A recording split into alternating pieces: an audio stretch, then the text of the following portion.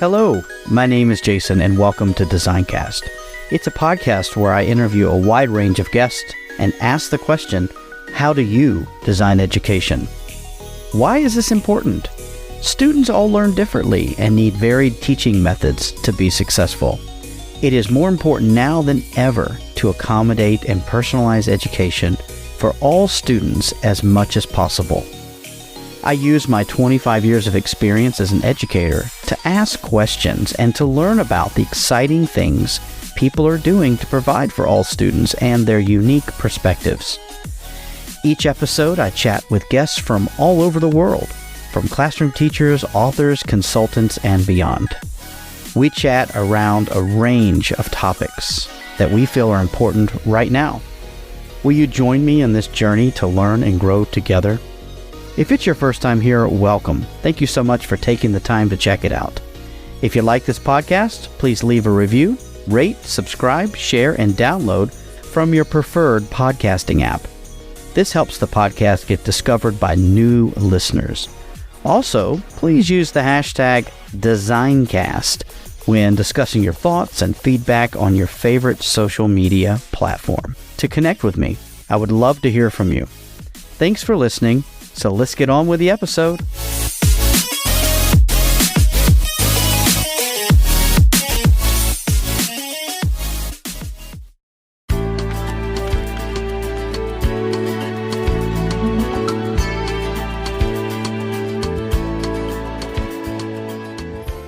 Jason, Jody Smith shouting out you from the other side of the world. Hey, my brother, thank you for having me on Designcast. I'm glad to be a part of it. Congratulations on 100 episodes. You know, not many podcasters have the consistency and the stamina to crank out 100 episodes. So you are amongst a rare breed, let me tell you. I'm so happy for you. So happy to see you podcasting. When we lived in the same area, we never even I don't think we ever even talked about podcasting. But then you went to the other side of the world and I discovered podcasting and you discovered podcasting. And it's just a great thing to see. I'm so proud of you, my brother, and I miss you. Designcast 100! Hi everyone, my name is Olukunle from Nigeria. And I'm using this opportunity to congratulate Jason for the success so far with Designcast. It was a great experience being a part of this at some point last year, and also thank you to the listeners of people that have been following Designcast all this while. Well done, and I wish you best of luck from this moment onward. Thank you.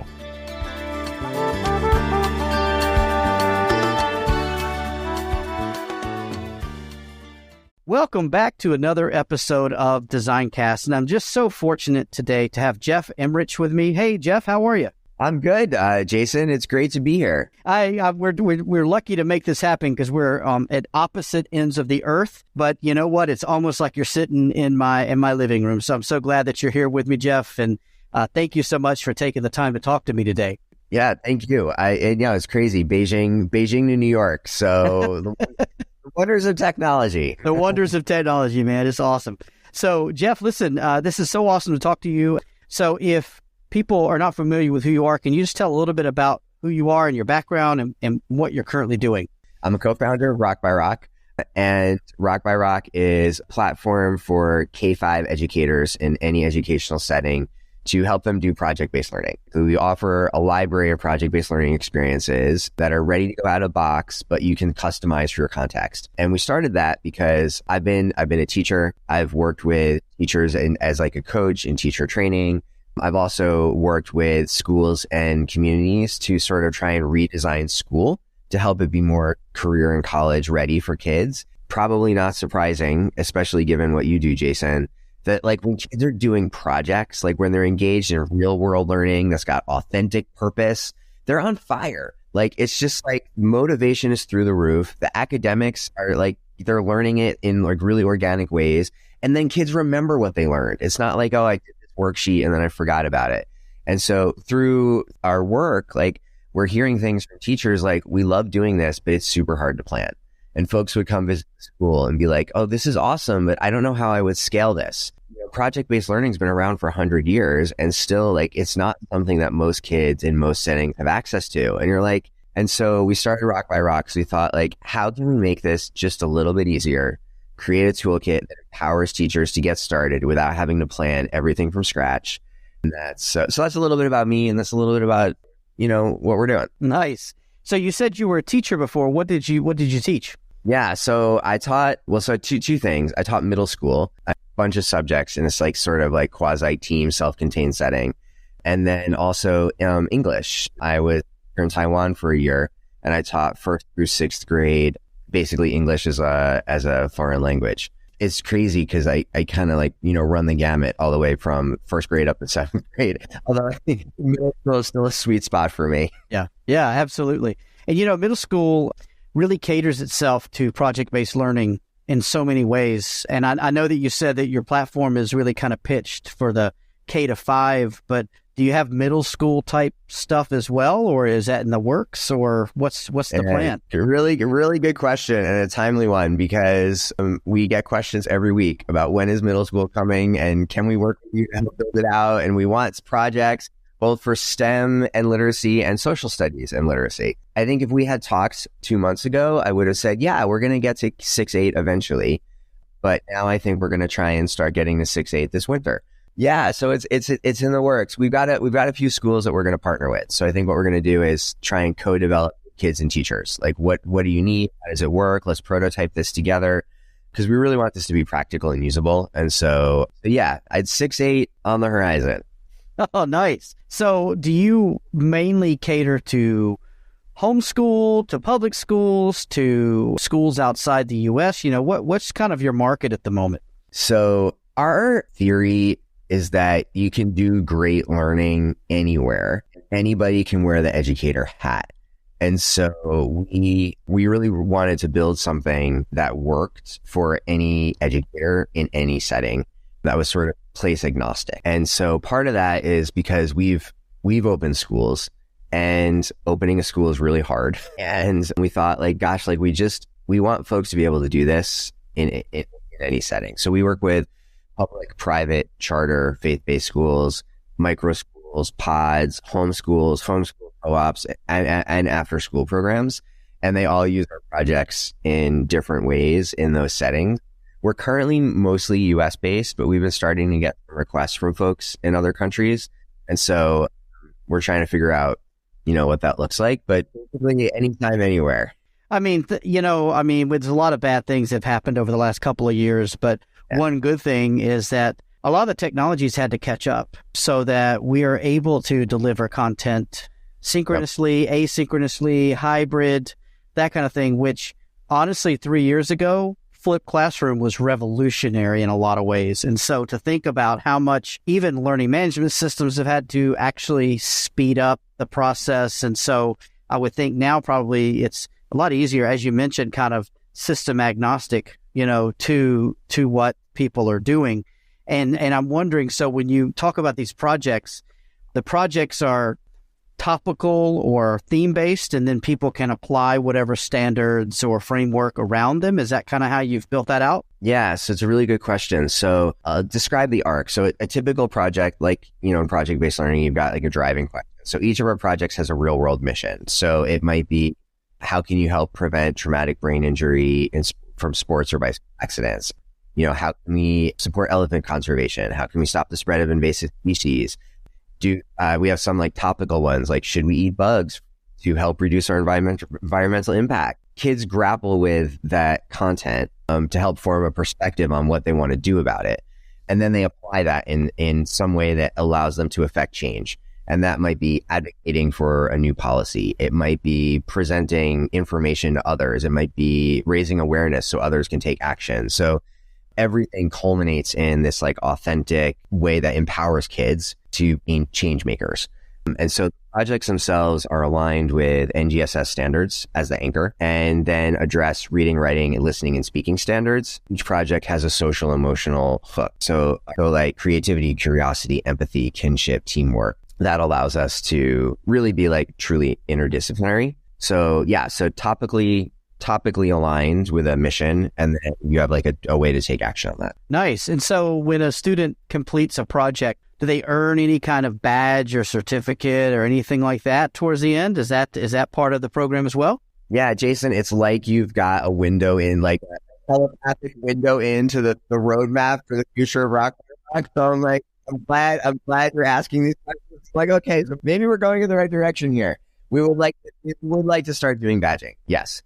We don't have it yet. We have done some offline certificates and things like that, but we would like to get to badging. Also because the projects are modular, right? So if you wanted to save the elephant's mission, where you're learning about the standards related to ecosystems and, bird living and how sound travels, but it's paired with Take Action project that's letter to Congress. So it's like advocating for elephant conservation, but you could uncouple that, right? So you could pair that with a podcast or a mural or a graphic design. But eventually we would like kids to be able to level up, right? Like, oh, I got the badge for conservation and then I got the badge for podcasting, but then I'm getting the podcasting 201 and 301. So yeah. Kind of stacking them up and then maybe working towards something even bigger, I guess, at some point. Exactly. That's awesome, man. Because I heard you say earlier, the reason I asked is I heard you say earlier about career readiness and thinking about, where do we finish? Where does this go to? What do we want students to look like when they finish? And that's immediately what we grapple with is thinking about, okay, look, everyone learns differently. And why not create a menu for them to pick from and then have a pathway that they can then learn on their own and have options. So it sounds like you guys are on. That's awesome to hear that you're thinking about that and how you're working through those. That's pretty sweet, man. So where do you guys get inspiration for your projects and the themes that you guys base things around? Yeah, it's a really good question. It's a combination of things. So you ask kids and teachers, like, what are you interested in? What do you want to learn? What's hard? How can we be helpful? So that's like one of the really big inputs. But then we also know that at least here in the US, learning has to be standards aligned. And I don't say has to be like standards are bad, but to use a project in an educational setting, like you need to know I'm meeting the standards I need to meet. And so we look at what do teachers need? What are kids most interested in? What are the standards? And then what's sort of like the intersection between them. And so like our too much video gaming project where kids are debating the right amount of video gaming, which actually there's probably a lot of reading we could draw on from Chinese policy there. But they look at different standards related to light and how light travels, how sound travels, how information is processed, how the brain works and how our brain takes in information. And so, we know kids were interested in video gaming. What standard would lend themselves to that type of project? How do we group them together? Where does that sit in the ecosystem? So it's sort of like a bunch of different inputs, but that's kind of how we think about it. And really the question is what's the most engaging, most relevant topic that sits at the intersection of all of these interests? I love hearing it. And I think it's great that you've got a responsive model, which allows you to constantly be updating and adjusting and adapting to whatever the current situation is. I guess the word would be pivot, being able to pivot to whatever it is that's coming your way. And so what do you see happening in the next year to 5 years for Rock by Rock? Where would you like to see this go? Oh gosh, Jason, how much time do you have? I got all day, man. Perfect. I got all day, you got all night. A couple of things. We're growing our users right now in K5. I hope in 5 years, we've got a really thriving K5 ecosystem and a 6-8 ecosystem. And then we've got kids who are able to start developing these types of critical thinking, problem solving, social emotional skills, all in this authentic context. And that if you're able to start that in kindergarten and do that all the way through 8th grade, imagine where you're going to be when you get to high school.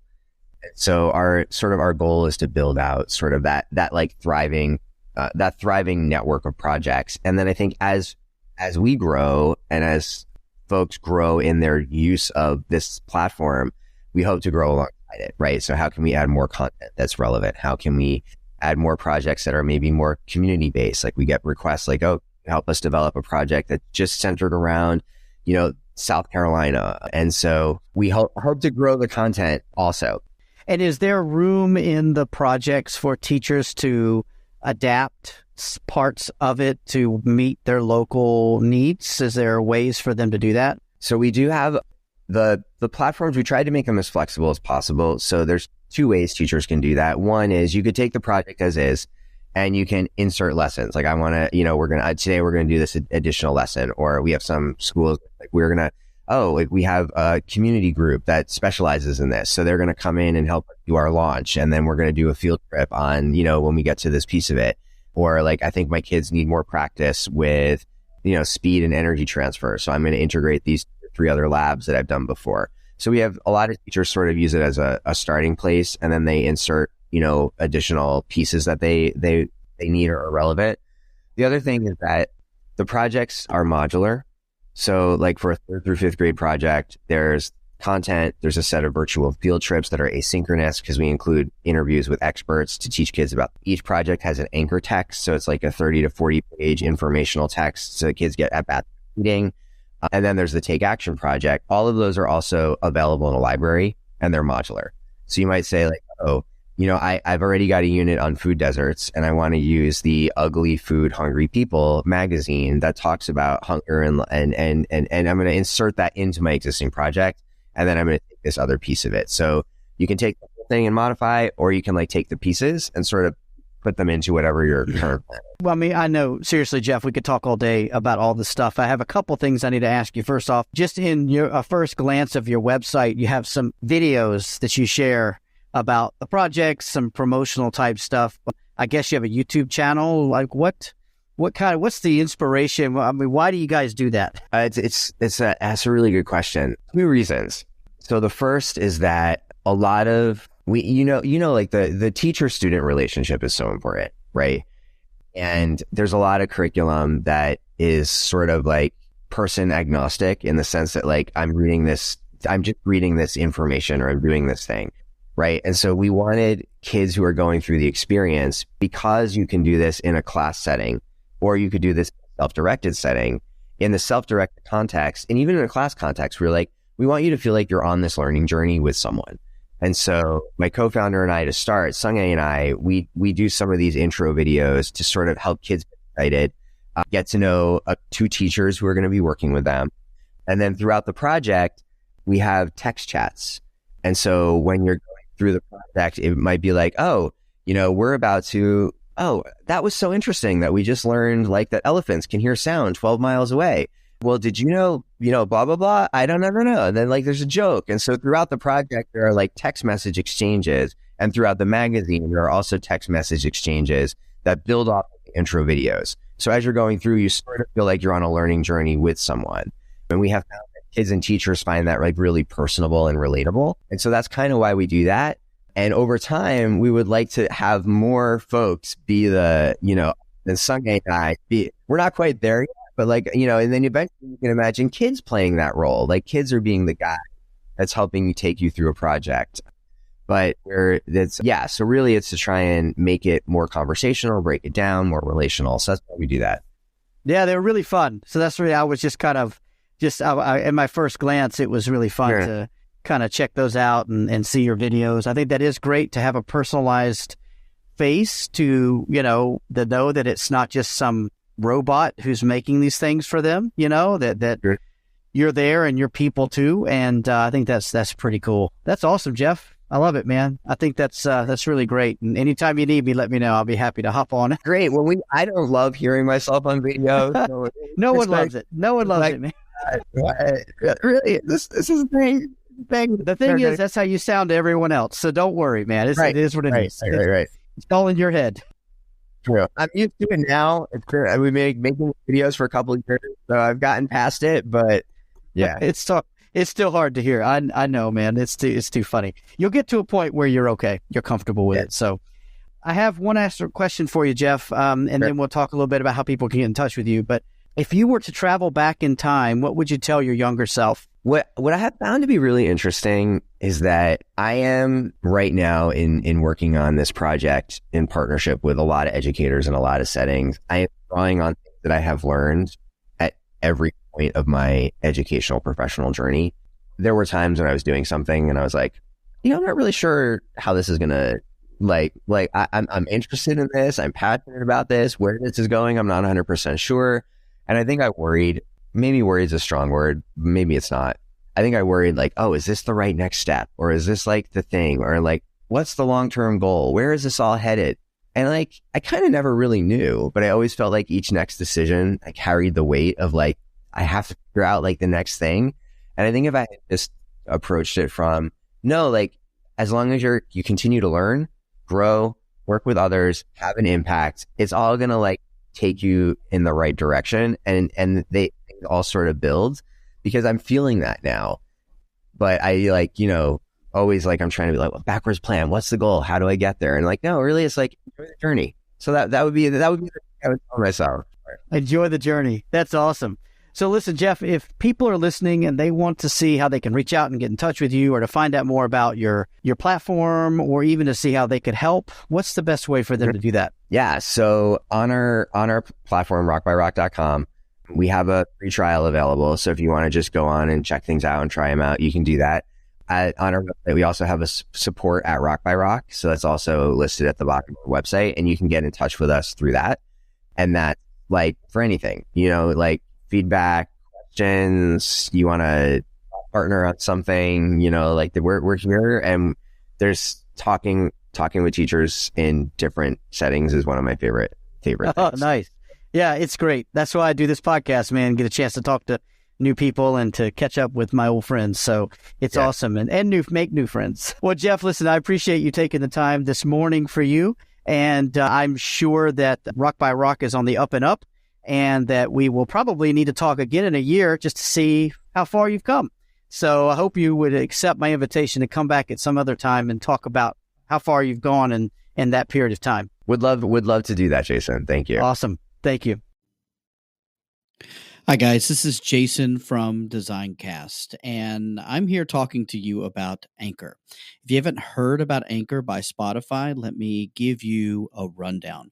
Basically, it's the easiest way to make a podcast with everything you need all in one place. So here's how it works. Anchor lets you record and edit podcasts right from your phone or computer. So no matter what your setup is like, you can start creating today. Then you can distribute your podcast to the most popular listening platforms, including Spotify, with a single tap. Anchor is also the only place you can publish video podcasts to Spotify. With Anchors, creators can earn money in a variety of ways, including ads and podcast subscriptions. Best of all, Anchor is totally free. So download the Anchor app or go to anchor.fm to get started.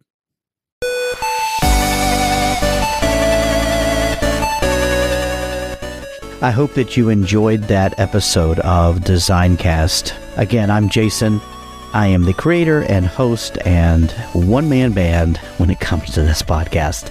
I sincerely hope you enjoyed it, and please share it with your colleagues and friends and help me network with those folks who you think will benefit from listening to this podcast.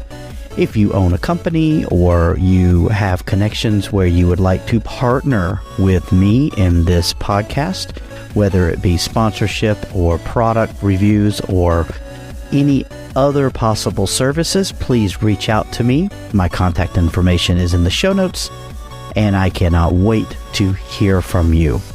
I only do this because I love talking to people and I love sharing my passion with all the listeners. So if you are interested in possibly being a future guest, please reach out and get in touch. I can't wait to hear from you. I really want to hear about how this podcast and its guests are helping you become better or to enrich your lives. Thank you so much for listening, and until next time, be good to one another.